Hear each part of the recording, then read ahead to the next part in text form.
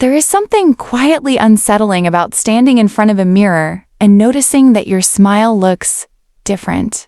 Not dramatically, not overnight, just slowly, almost imperceptibly, your gums have begun to pull back. Like a tide retreating from a shore it has held for years. Most people don't notice it at first. They brush, they rinse, they move on with their morning. But somewhere along the way, something shifts. The teeth look a little longer. There is occasional sensitivity to something cold, a tenderness that wasn't there before. And here is what is quietly remarkable. Long before the world had dental chairs and antibacterial mouthwash in neat plastic bottles, grandmothers knew. Village elders knew.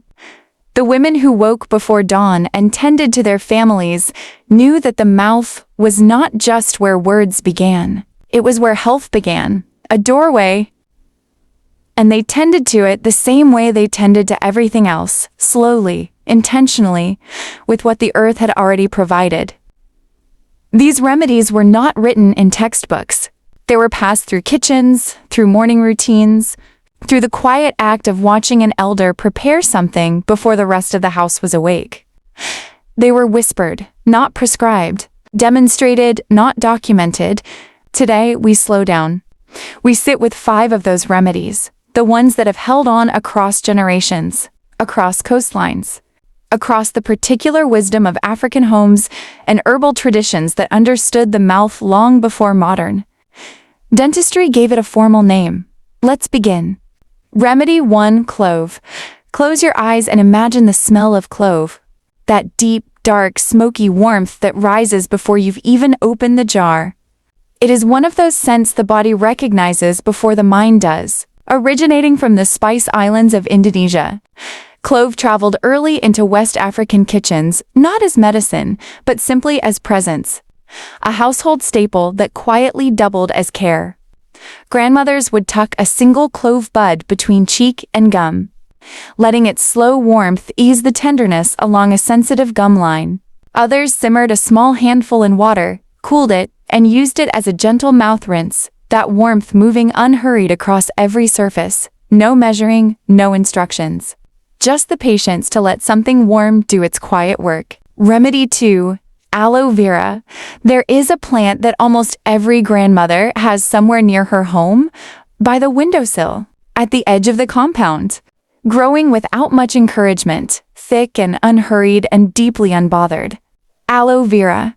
When you cut the leaf open, what emerges is cool and almost transparent, slightly viscous between the fingers, faintly green in scent, immediately soothing on contact. In traditional West African homes, there was no complicated preparation.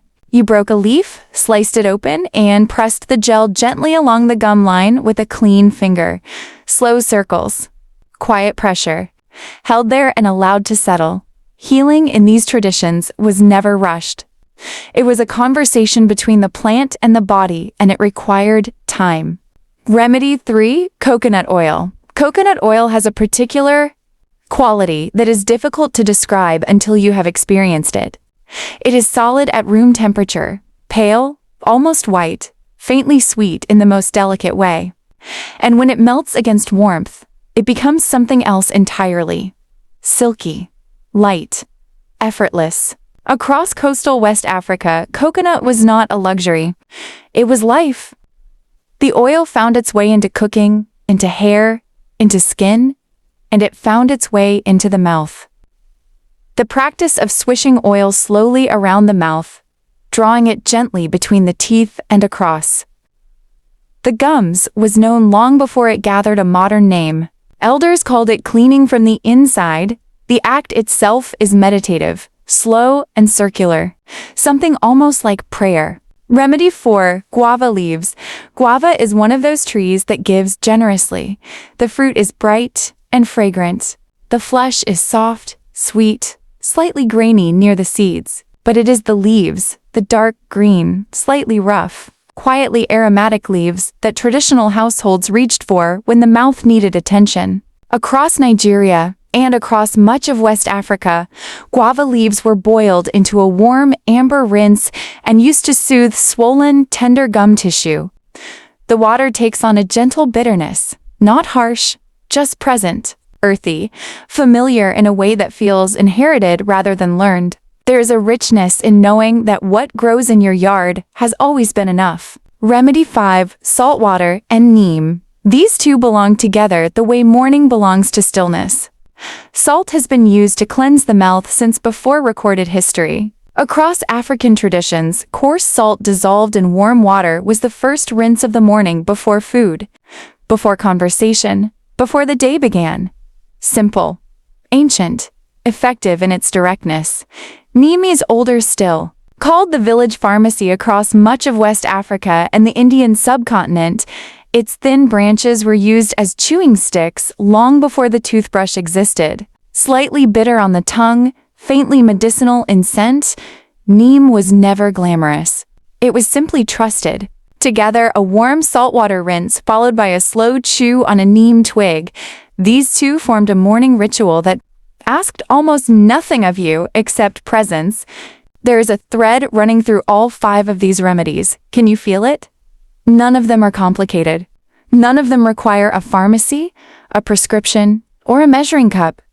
They require a slower kind of attention, the willingness to pause, to prepare something by hand, to trust that the body responds to gentleness, to consistency, to the quiet intelligence of plants that have been companions to human life for thousands of years.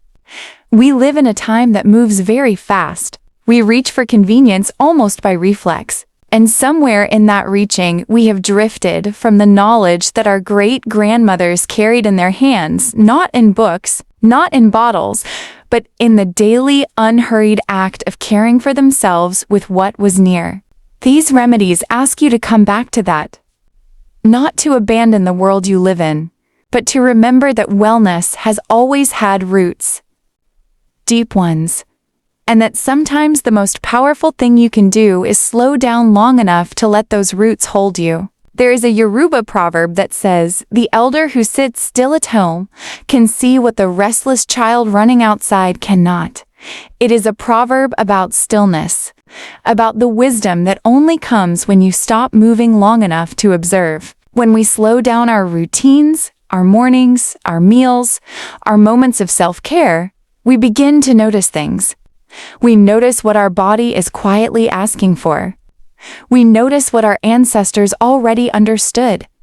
We notice that the answers were never far. They were growing in the yard, sitting on the kitchen shelf, waiting patiently for us to return. If this feels like a reminder you needed today, let it be one. Subscribe to Proverb and Herb, and come back whenever the world moves too fast and you need something slow, something rooted, something true. Share this with someone who still remembers the old ways, or someone who is only just beginning to discover them.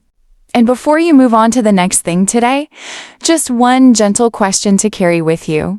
What is one small, ancient thing you could bring back into your morning, not for anyone else, but quietly, just for yourself?